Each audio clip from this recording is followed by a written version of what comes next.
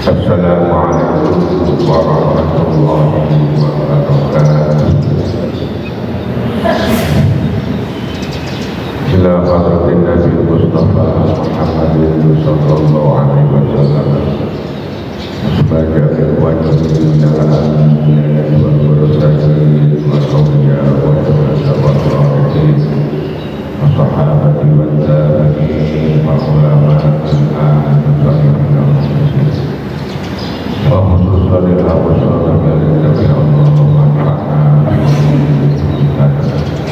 Al-Fatihah. A'udzu billahi minasy syaithanir rajim.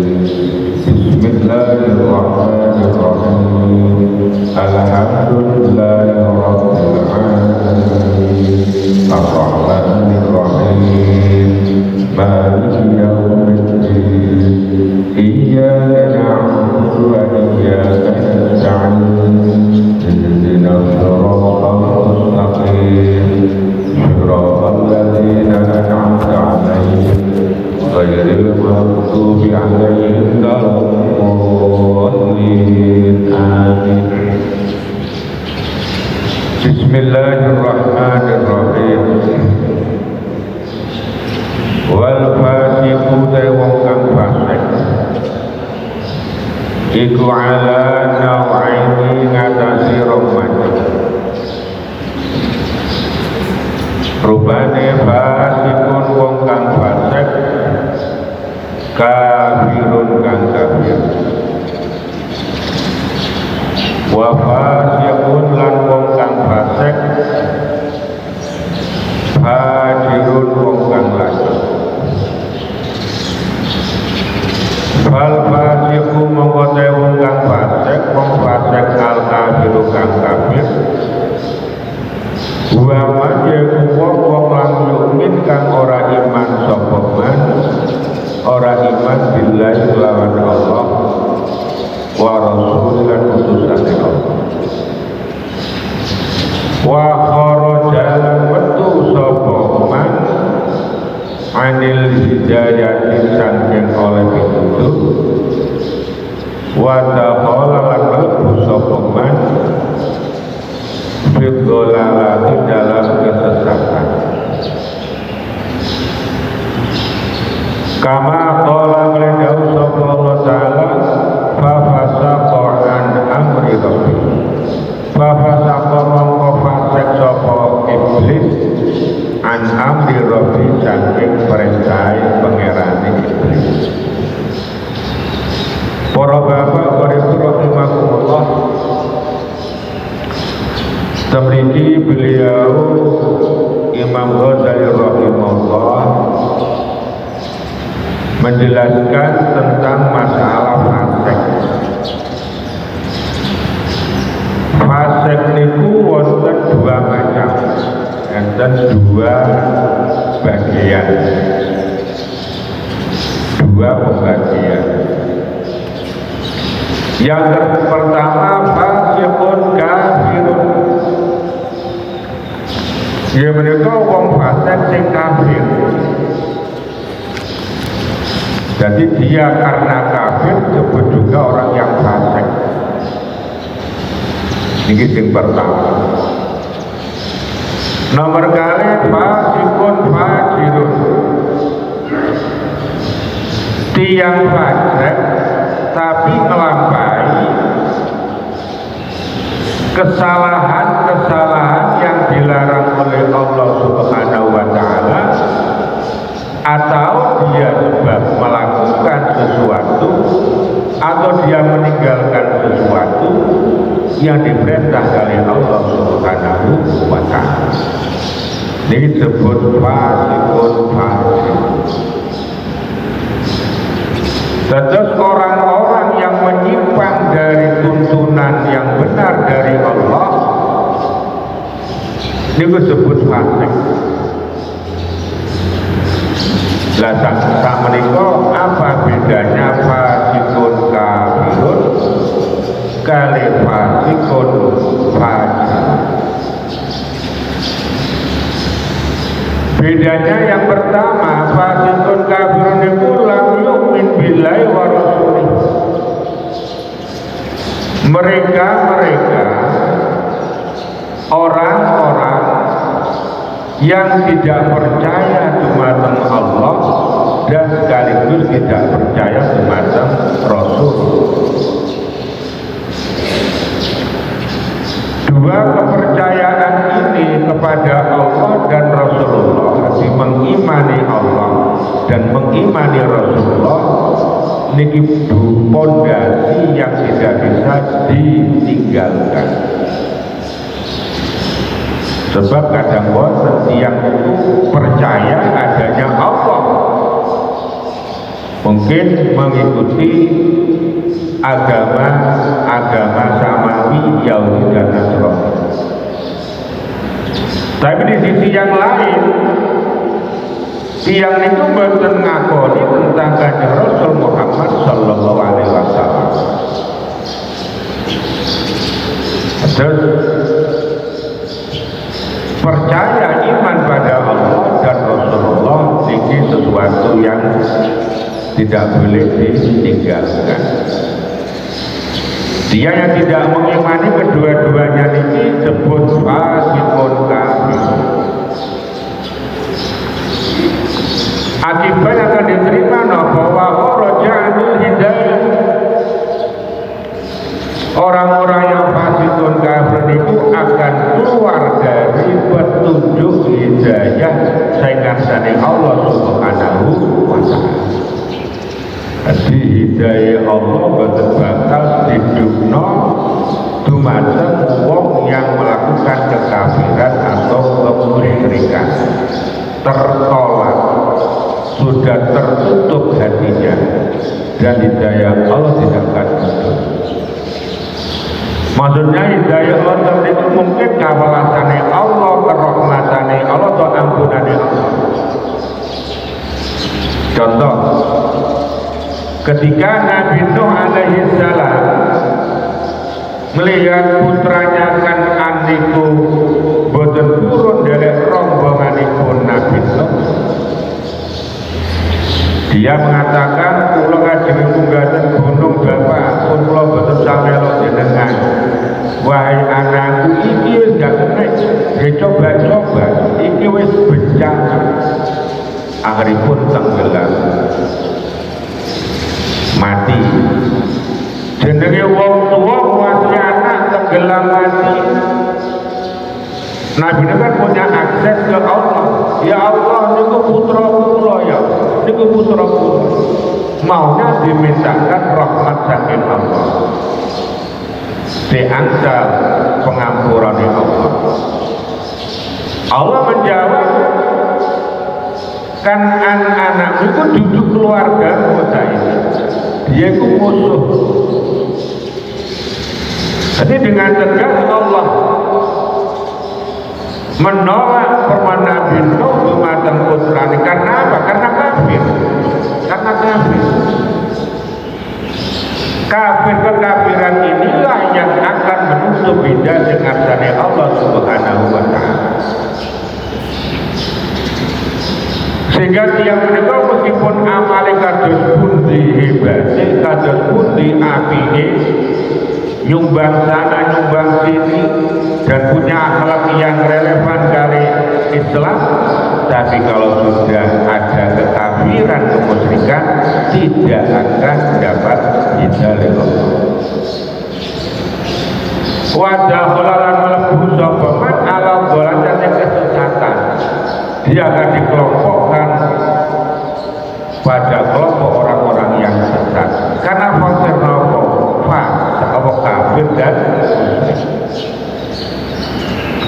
Makanya ketika paman baginda Rasulullah Muhammad sallallahu alaihi wasallam Abu Thalib niku ketika beliau niku waktu nazak tidak bisa baca dua kalimat syahadat karena di sampingnya ada namanya Abu Jahal dan teman-temannya menghalang-halangi untuk masuk Islam. Rasul itu sedih, susah. Rasulullah jauh paman, ngan mau kalimat syahadat mohon paman urusan itu yang mandi kalau nyunak dumateng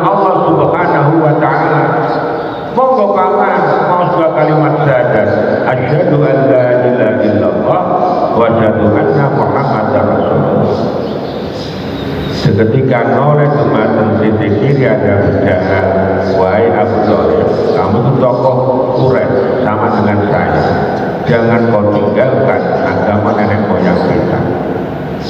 Walhasil sampai nyawa dijabut beliau tidak bisa menjadi mukmin.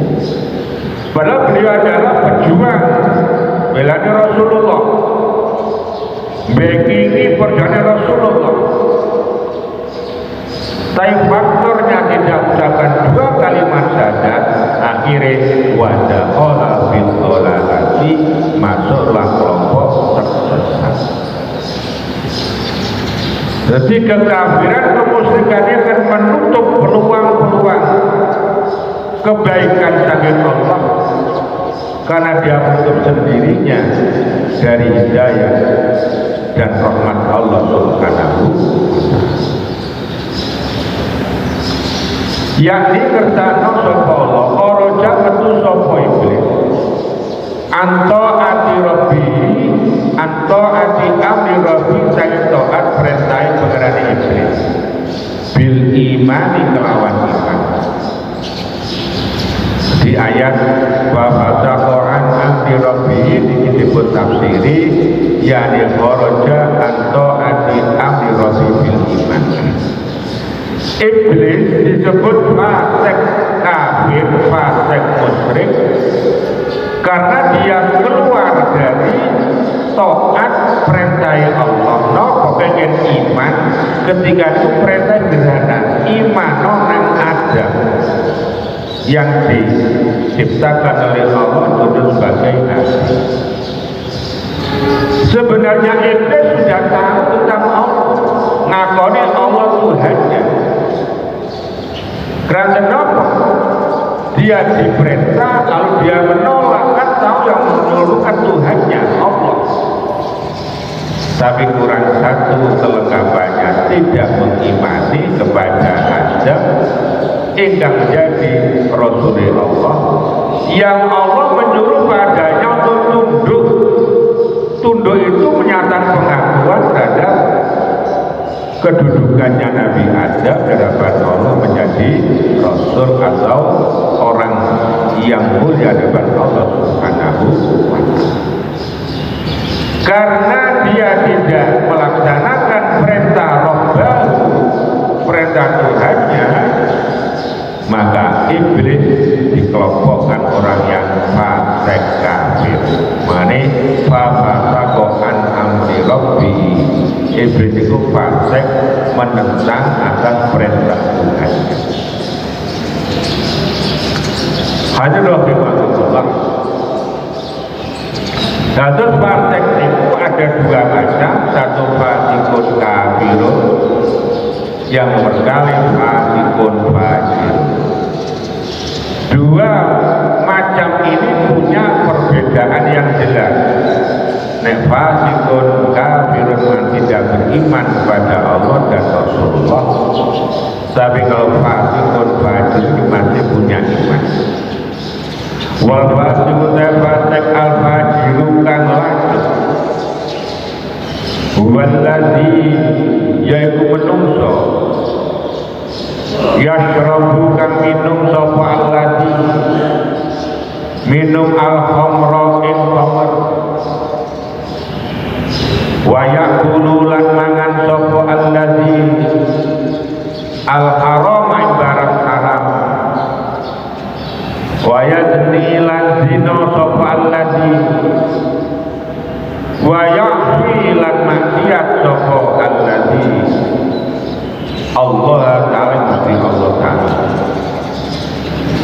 wa yakhruju lan metu sapa alladzi metu min tariqil ibadati saking dalan ibadah, wa yadkhulu lan mlebu sapa alladzi bil maksiyati dalam maksiat, walayak ilang orang nekani sapa alladzi bisyirki kelawan musyrik. Yang nomor dua adalah fasik fajir. Imam Ghazali gambarkan fasik fajir itu apa? Huwaladzi yashrabul khamra wa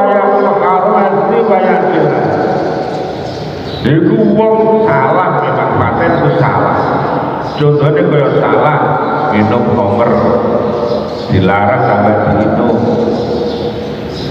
Makan barang-barang yang haram, dilarang. Makan haram, curug sari, barang yang halal tambah haram dimakan. Ini kan salah. Berzina dan maksiat pada Allah.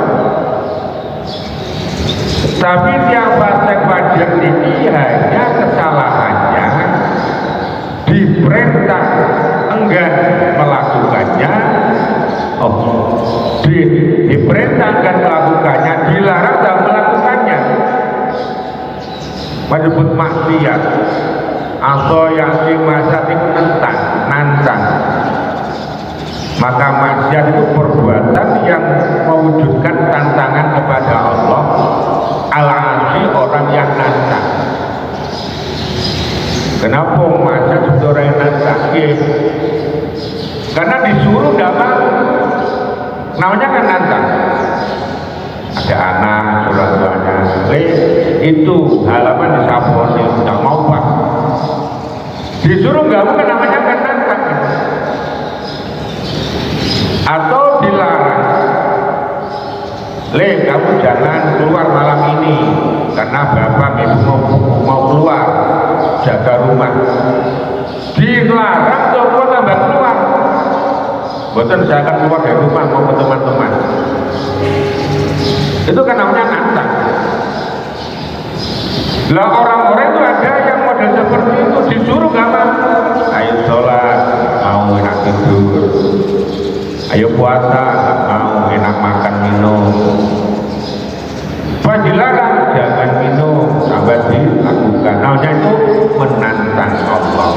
Namanya asi orang yang nantang. Berbuat sebut maksiat tantangan. Tapi ini adalah dalam kapasitas menantang urusan ibadah, perintah larangan Allah. Jadi yang merujuk min thariqil ibadah. Tapi orang-orang ini tidak sampai pada masa syirik. Syirik itu adalah orang yang tidak mengakui Allah. Nah, tidak mengakui juga fatal. Buat sampai contoh seperti ini. Ada orang hidup di Indonesia, umpamanya orang hidup di Indonesia, terus tidak mengakui eksistensi kepada negara Indonesia, gak ngakoni. Orang seperti namanya punya kesalahan yang fatal kepada negara, pasti jangan diusir oleh negara karena gak ngakoni.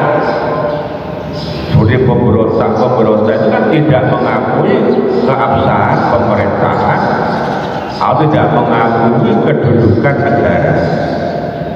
Orang seperti ini sudah fatal, diusir.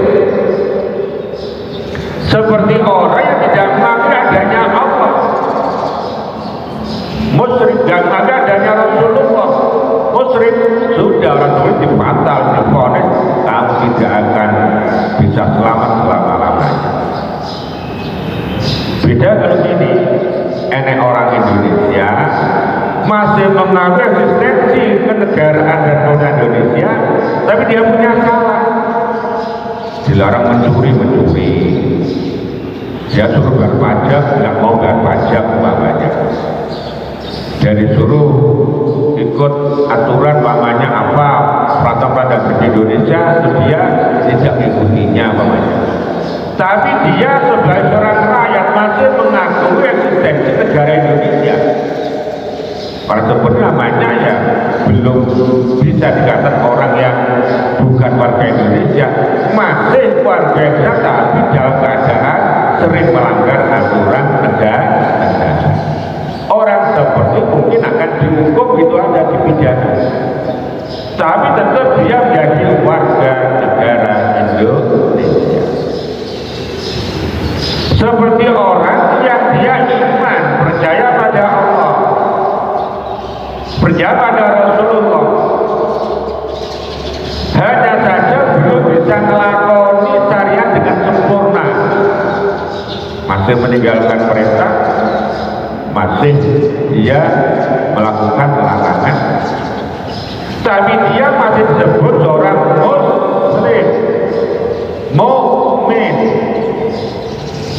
Karena dia sebenarnya muslim dan mukmin, dia punya hak tentang apa yang diterima sebagai seorang muslim dan mukmin, masih punya hak. Dia salah, iya salah, karena meninggalkan perintah melakukan larang salah. Tapi dia seorang mukmin, maka segala sesuatu yang berkaitan dengan hak pribadi secara muslim dia dilaksanakan dan mendapatkan itu. Umpama kalau meninggal dunia wajib dikafani, wajib disolat, wajib dikuburin. Dia kan nggak tahu sholat, iya nggak tahu sholat, tapi dia kan muslim. Tapi kan nggak tahu poso, dua merusuh kok, perbuatannya nggak sudah mau limo.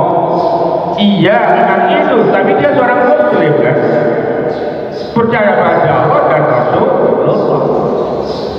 Dia masih punya hak sebagai seorang muslim. Haknya kalau meninggal dirambut, haknya kalau dia dari tetangga kita hormati, haknya untuk kita mau saudara kita beri, tidak apa-apa memberi mereka, karena dia sebagai seorang muslim. Itu masuk dalam rombongan doa-doanya yang sering kita panjatkan ketika berdoa, Allahumma fir lil muslimin wal muslimat wal mu'minina wal mu'minat, masuk ke situ. Kenapa dia tidak sampai kepada melakukan suatu yang fatal, yaitu kemusyrikan. Wal farqutai perbedaan bainahuma antara fasikun kafirun wa fasikun fasikun. Anal fasikun sanewong kang fasik, fasik al kafirun kang kafir. Iku layu jarak den arep-arep apa ghufranu pengapurane Allah. Illa bisyahadati kejoglan syahadat wa taubatil lan taubat qabla mauti sadurunge matine fasikun kafir. Terus Imam Ghazali menjelaskan apa sekarang beda antara fasik kafir dan fasik fasik. Beliau menyatakan al-fasikul kafir yurja kufranu ila bisyadati wa taubati qabla mauti. Wong fasik kafir tidak ada harapan, sudah tidak ada kemungkinan harapan dia mendapat ampunan Allah selama dia tidak baca dua kalimat syahadat dan taubat yang dilakukan sebelum mengalami kematian. Kuncinya di syahadat. Makanya ketika Rasulullah mau mendoakan Jumateng Pawan Abu Thalib terhalang. Kenapa? Karena belum baca dua kalimat syahadat. Pada beliau ngewangi Rasulullah bukan main, pasang badan untuk keselamatan Rasulullah luar biasa. Maka dikatakan Islam ini pernah jaya juga dari jasa-jasa orang kafir. Jadi bukannya Islam itu akan menjadi jaya kuat hanya orang mukmin. Sejarah tarik buktikan pernah awal-awal Islam ini jaya karena dibekini oleh paman Rasul namanya Abu Thalib, padahal beliau belum Islam. Maka ketika beliau sedo Abu Thalib tidak baca dengan syahadat, inilah yang menjadi prihatinnya Rasulullah, sehingga muncul dalam sejarah Islam namanya Amul Huzni, tahun-tahun keprihatinan di antara ditinggal Abu Thalib dan istri beliau Khadijah. Kalau urusan Abu Thalib karena apa? Pamannya tidak bisa masuk Islam gara-gara boten kerso, tidak membaca dua kalimat syahadat. Nah, niku tidak dilakukan dalam syahadat, sudah tertutup rapat ghufranu ampunane Allah. Wal fasik kawang fasik al fajiru kang lagi iku yurja den arep-arep apa ghufranu pengapurane Allah. Bitaubat lan taubat wan adamat lan getun. qoblal mauti sadune mati. Kalau fasik niku fajir lanjut, itu masih ada harapan diampuni dosanya. Hingga menikah karena adanya penyesalan dan taubat yang dapat sebelum mati. Mana bagi orang-orang yang punya kesalahan, dosa meskipun seberapa besarnya, sepenting kondisinya itu satu mau taubat, dua menyesal, sudah terhapus semuanya itu. Sehingga di dalam cerita Israiliyah itu kan ada cerita pernah Nabi Musa itu diberi waktu oleh Allah Subhanahu wa Ta'ala untuk menolong tentang ada suatu perkampungan yang masyarakat berjengkel kepada salah satu pemuda yang menjadi preman tidak karu-karuan, merusak masyarakat, senengannya minum, tengkar, tawuran, dan juga berbuat pidana. Dan masyarakat sudah tidak bisa menghentikan dia saking dahulu.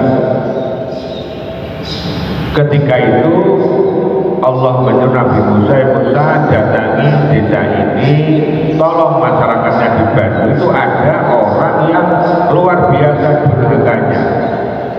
Masyarakat nggak kuat bersama dengan dia, sudah nggak mempat diberitahu, dan masyarakat nggak bisa mengeluarkannya. Tolong itu datangi, keluarkan orang itu. Setelah itu didatangi dan dicari tanpa ada anak muda yang durhaka dan sebagainya, dikeluarkan oleh Nabi Musa. Setelah dikeluarkan, kata masyarakat, loh Nabi Musa kalau di situ nanti kembali lagi. Akhirnya terakhir dikeluarkan sampai dia hidup sendiri di hutan belantara.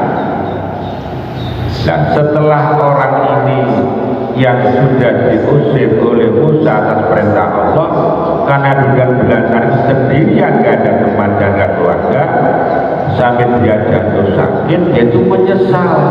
Ya Allah, saya ini salahnya seperti apa sampai saya diusir oleh masyarakat saya. Tapi ya Allah, saya mohon janganlah engkau saya ini kau putuskan dari rahmat-Mu ya Allah. Ampuni aku, berikan kasih sayang padaku. Karena ada penyesalan yang luar biasa dan dia mohon ampun pada Allah. Belah dia ada orang yang sudah durhaka, gak karu-karuan, sampai menjadikan masyarakatnya itu kacau gara-gara perbuatannya. Karena Allah Subhanahu wa Ta'ala, dia pemuda tadi di hutan jadi sampai jatuh sakit sampai dengan meninggal dunia. Ketika meninggal dunia dengan karomahnya dia taubat itu, akhirnya Allah mengirim beberapa malaikat dan bidadari untuk merawat jenazah. Di saat itulah Allah memberikan wahyu lagi pada Nabi Musa, wahai Musa, sekarang berangkatkan ke daerah sini. Itu saya punya wali kekasih wali saya. Dia sedang meninggal dunia, gak ada manusia yang merawatnya. Itu rawat itu. Nabi Musa berangkat ke tempat yang ditunjuk oleh Allah melalui wahyunya. Setelah sampai di situ, Nabi Musa menemukan seseorang yang meninggal dunia. Dan Nabi Musa mengenal, ini kan orang yang saya usir atas perintah Allah. Tapi kenapa saya diperintah Allah lagi untuk rawat jenazahnya? Berarti kan ini orang baik. Gimana nih Allah? Setelah diselesaikan merawat jenazah sampai dikubur, barulah Nabi Musa itu munajat pada Allah, ya Allah, bagaimana ceritanya orang ini? Dulu Engkau ya Allah menyuruh mengusir dia karena dia orang yang durhaka. Saya usir sampai ke hutan belantara. Tapi sekarang Engkau ya Allah menyuruh saya untuk merawat jenazahnya. Dia menjadi orang baik, gimana ceritanya? Akhirnya Allah beri wahyu, ia itu kekasih saya, dia memang punya salah yang banyak, kesalahannya luar biasa, sampai saya menyuruh untuk mengusirnya. Tapi di saat dia kesendirian dalam hutan ada teman, dia menyesal kesalahannya, dia tobat minta padaku, lakukan zat yang Rahman dan Rahim, saya terima tobatnya. Jadi kalau fasikun fajirun fasik yang lanjut itu masih ada harapan, ada diterimanya tobat dari Allah, dan itu menjadikan dia orang yang baik. Berapapun banyak dosanya, sebesar apapun kesalahannya, kalau dia minta ampun pada Allah akan diampuni. Innal hasanati yudhibnas sayyi'at. Setiap amal kebajikan akan menghapus pada amal-amal yang jelek. Dengan taubat itu diterima oleh Allah, akan menghapus semua dosa-dosa yang telah dia lakukan. Fa'inna kulla maksiat wa satu saben-saben maksiat asula de aslimat minal syahwat yang saking syahwat an-nafsaniyat ikang bangsa nafsu yurja iso dikarep-karep apa gufron wa pengapurane maksiat. Jadi nek maksiat niku sebab sumber dari nafsu seneng kepingin terus melakukan maksiat, itu masih ada harapan diampuni Allah.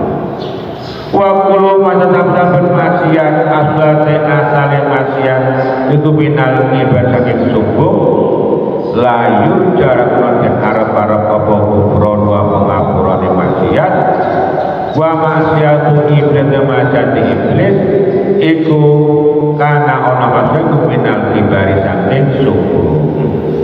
Tapi kalau masa itu dari kesombongan itu sulit diampuni oleh Allah Subhanahu wa Ta'ala. Seperti iblis itu nggak mau melakukan perintahnya Allah karena kesombongannya. Nabi Adam melakukan kesalahan tapi karena syahwatnya. Lah, maksiat kalau sumber dari syahwat masih ada harapan diampuni Allah Subhanahu wa Ta'ala. Sehingga kita sekalian para bapak ibu ya, kalau kita itu masih dalam keadaan mukmin muslim itu bersyukur kepada Allah Subhanahu wa Ta'ala, karena itu masih ada harapan kita tuh ampunan Allah. Yang penting kita mau tobat dan minta ampun. Tapi kalau manusia sudah musyrik dan kafir, sudah tertutup ampunan Allah, meskipun amalnya bagus, membantu orang lain, tidak berbuat durhaka, tidak berbuat kemaksiatan. Dalam tatanan Islam pahamnya kita seperti itu. Tapi karena kekafirannya, kemusyrikannya, tidak akan dapatkan rahmatnya Allah Subhanahu wa Ta'ala. Mudah-mudahan kita sekalian dijadikan oleh Allah jadi orang yang mukmin, sehingga wala tamutunna illa wa antum muslimun. Janganlah sekali-kali kita meninggal dunia kecuali dalam keadaan Islam, sehingga kita perlu setiap baca sholat pun pada Allah, Allahumma khtim lana bil Islam ya Allah, buka hidup saya dengan Islam, wahtim lana bil iman ya Allah, buka hidup saya dengan iman, dan minta pada Allah bil husnil khotimah. Amin Allahumma amin. Al-Fatihah. A'udzu billahi minasy syaithanir rajim. Bismillahirrahmanirrahim. Alhamdulillahirabbil alamin arrahmanir rahim maliki yaumiddin. Iyyaka na'budu wa iyyaka nasta'in. Ihdinas siratal mustaqim. Siratal ladzina an'amta 'alaihim ghairil maghdubi 'alaihim waladdallin. Amin. Allahumma